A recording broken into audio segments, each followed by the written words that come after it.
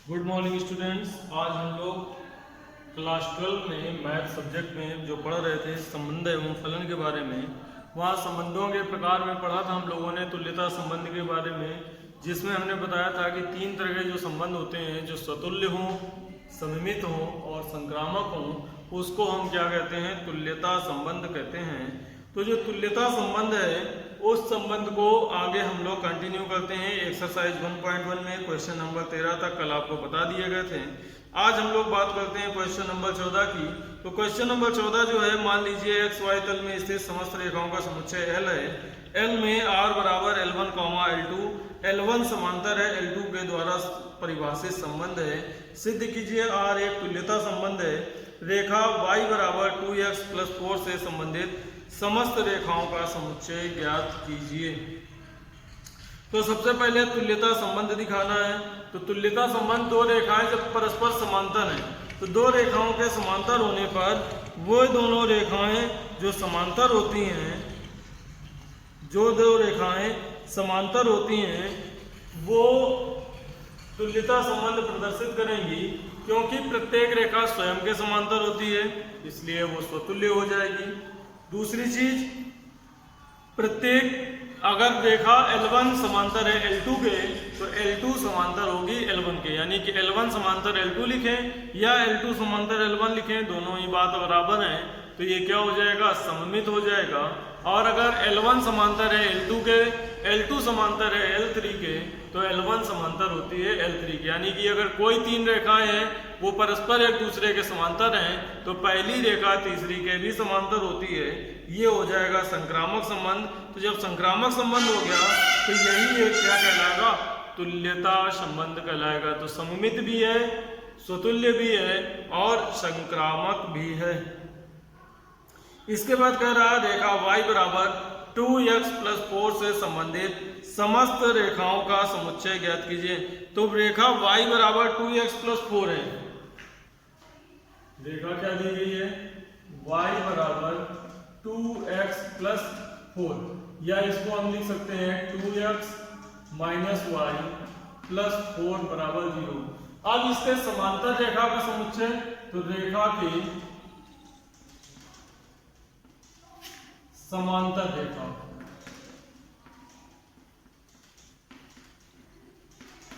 का समीकरण क्या होता है? 2x - y बराबर लेम्डा। तो यहाँ जो लेम्डा का मान होगा, लेम्डा का मान बदलते जाएंगे और समांतर रेखाओं का मान निकलता चला जाएगा। लेम्डा बराबर 1, 2, 3, 4, -1, -2, -3 ये रखते चले जाएंगे। तो ये जो रेखा y बराबर 2x + 4 है, उसके समांतर रेखा का समीकरण हो जाएगा। या इसको इस तरह से भी लिख सकते हैं कि y बराबर 2x - लेम्डा। तो ये जो रेखा y बराबर 2x + 4 है, इसके समांतर रेखा का समीकरण हो जाएगा y बराबर 2x - लेम्डा। तो ये हो गया आपका समांतर रेखाओं का समुच्चय। नेक्स्ट इसके आगे चर्चा करते हैं क्वेश्चन नंबर 15 में। तो क्वेश्चन नंबर 15 एक बहुविकल्पी प्रश्न है, जिसमें बताया गया है कि समुच्चय 1, 2, 3, 4 में r बराबर है 1, 2, 2, 2, 1, 1, 4, 4, 1, 3, 3, 3, 3, 2 द्वारा परिभाषित संबंध कैपिटल R है। निम्नलिखित में सही संबंध चुन लिए हैं। R स्वतुल्य है, सममित है किंतु संक्रामक नहीं। स्वतुल्य तथा संक्रामक है किंतु सममित नहीं। C नंबर है, R सममित है तथा संक्रामक है किंतु स्वतुल्य नहीं। R एक तुल्यता संबंध है। तो जो R है, R में क्या क्या दिया गया है, इसको जरा देख लेते हैं एक बार।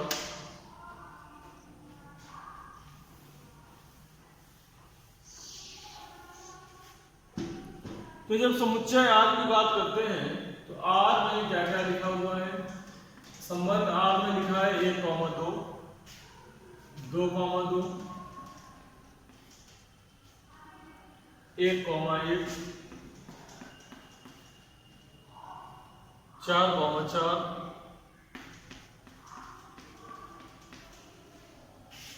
4, 4 के बाद आ गया 1, 3, 1, 3 के बाद 3, 3 और 3, 3 के बाद 3, 2।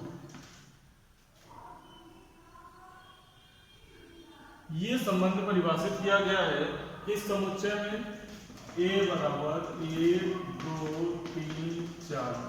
तो जब इसमें इसको परिभाषित किया गया है तो यहां देखो 1, 1 आया है, 2, 2 आया है, 3, 3 आया है, 4, 4 आया है।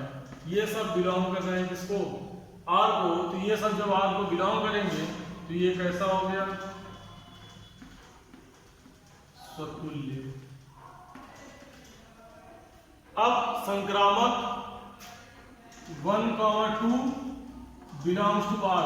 1, 2 तो है, क्या 2, 1 दिया गया है? परंतु 2, 1 does not belong to R। तो जब 1, 2 बिलोंग कर रहा है, 2, 1 बिलोंग नहीं कर रहा है, तो ये सममित नहीं है।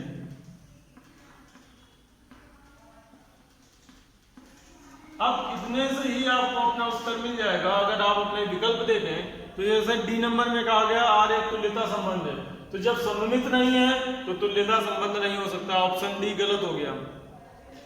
स्वतुल्य है इसलिए सी गलत हो गया, क्योंकि वो कह रहा है स्वतुल्य नहीं है, तो डी गलत हो गया, सी गलत हो गया। फिर कह रहा है स्वतुल्य और सममित है ए में, तो सममित नहीं है तो ए भी गलत हो गया। तो ऑप्शन आपका कौन सही है? बी आर स्वतुल्य है, संक्रामक है किंतु सममित नहीं है। तो अब संक्रामक को देख लेते हैं। संक्रामक में क्या है कि जैसे मान लीजिए 1, 2 है, या ये ले लें 1, 3। 1, 3 belongs to R, 3, 2 belongs to R, implies 1, 2 belongs to R। तो 1, 3 है, 3, 2 है, तो 1, 2 भी आपके समुच्चय में उपस्थित है। तो इस तरह से ये क्या हो जाएगा? संक्रामक हो जाएगा। तो संक्रामक है, स्वतुल्य है, परंतु सममित नहीं है। तो बी ऑप्शन सही है, स्वतुल्य है, संक्रामक है, किंतु सममित नहीं है। और लास्ट है 16 नंबर। मान लीजिए समुच्चय कैपिटल एन। तो कैपिटल एन जो समुच्चय है वो किसका होता है? प्राकृत संख्याओं का होता है। तो मान लीजिए समुच्चय कैपिटल एन में R बराबर a, b such that a बराबर b-2 b ग्रेटर देन 6 द्वारा प्रदत्त संबंध कैपिटल R है। तो निम्न में से सही उत्तर चुनिए। तो b का मान 6 से बड़ा है, तो b का मान पहले में क्या है? 4 है, 6 से छोटा है, आंसर गलत हो गया। दूसरे में b का मान तो 6 से बड़ा है, लेकिन दोनों का अंतर कितना है? अगर b में 2 घटाओगे तो 8 में 2 जाएंगे, 6 आएंगे, तो a का मान 6 होना चाहिए। इसमें कितना है? 3, तो ये भी गलत है। तो नेक्स्ट सी ऑप्शन आपका करेक्ट है। b का मान 8 रखने पर a का मान कितना आ जाएगा? 6, तो सी सही है, डी भी क्या है? गलत है। तो इस तरह से ये हमारी एक्सरसाइज 1.1 कंप्लीट होती है। अब इसके बाद जो नेक्स्ट टॉपिक स्टार्ट होगा वो होगा फलन के प्रकार। अभी हम लोग संबंध के प्रकार पढ़ रहे थे, अब हम लोग पढ़ेंगे फलनों के प्रकार।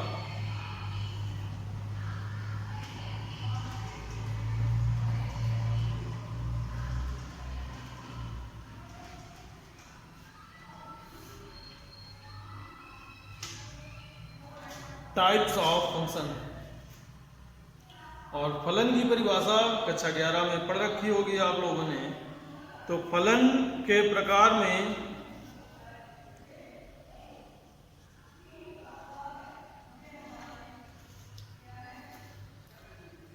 सबसे पहली बात आती है एकैक फलन, या फलन क्या होता है इसको भी थोड़ा सा समझ लेते हैं।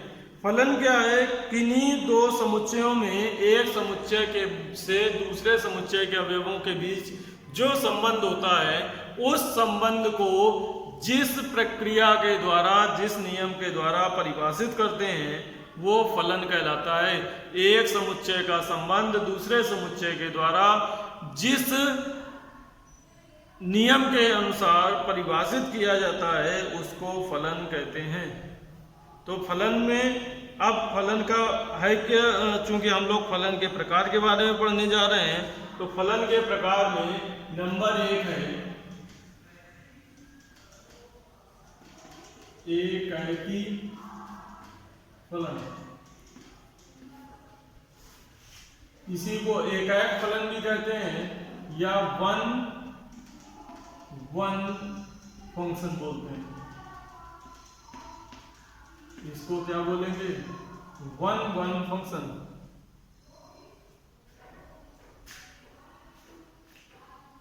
तो जैसा कि हमने बताया फलन में क्या होता है, दो समुच्चय होते हैं, एक ये है मान लीजिए, एक ये है, कुछ अवयव इसमें दिए गए हैं, कुछ अवयव इसमें दिए गए हैं। तो एक अवयव का संबंध एक ही अवयव से हो और ये किसी संबंध के द्वारा क्या हो, परिभाषित किए गए हों, तो वो जो फलन होता है वो एकाकी फलन। वन का संबंध ऐसा ना हो, वन का संबंध डी से भी हो जाए, एक का संबंध दो से ना हो, एक का संबंध एक अवयव से रहे, तो उसको क्या कहते हैं? एकाकी फलन कहते हैं। उसको क्या कहते हैं? एकाकी फलन कहते हैं। ये आपके अवयव है, ये उसके क्या कहलाते हैं? प्रतिबिंब कहलाते हैं। तो लिखें एकाकी फलन में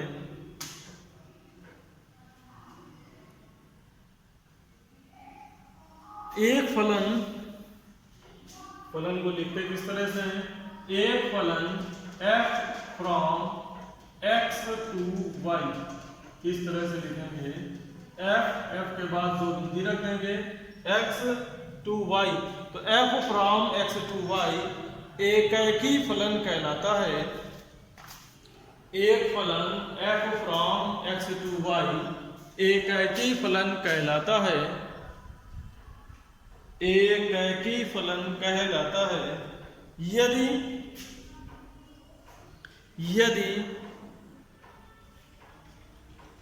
फलन f के अंतर्गत, यदि फलन f के अंतर्गत,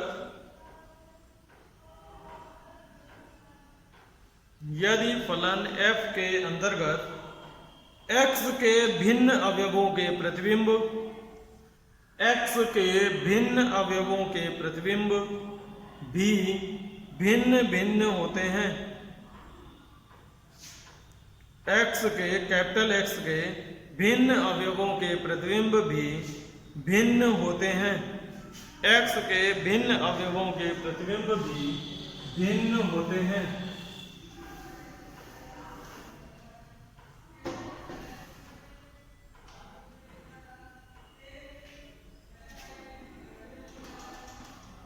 यदि x1, x2 belongs to capital X, x1 और x2 अवयव हो किसके? कैपिटल X के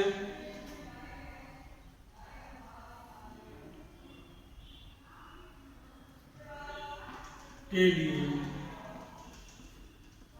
f(x1) बराबर f(x2), f(x1) बराबर हो f(x2),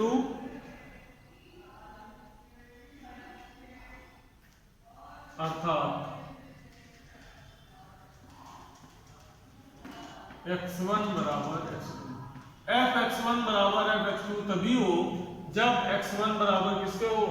x2 के। यानी कि दो संख्याओं का प्रतिबिंब तभी समान हो जब उनके अवयवों के मान भी समान हो, तो वो फलन क्या कहलाता है? एकाकी कहलाता है, एकाक फलन कहलाता है।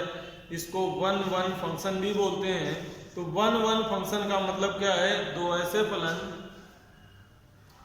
एक ऐसा फलन जिसमें प्रत्येक अवयव का प्रतिबिंब भिन्न होता है, प्रत्येक अवयव का प्रतिबिंब भिन्न होता है, एकाक फलन कहलाता है, एकाक फलन कहलाता है। नेक्स्ट हेडिंग है बहुएक फलन। बहुएक फलन, इसको हम लोग नेक्स्ट क्लास में डिस्कस करेंगे।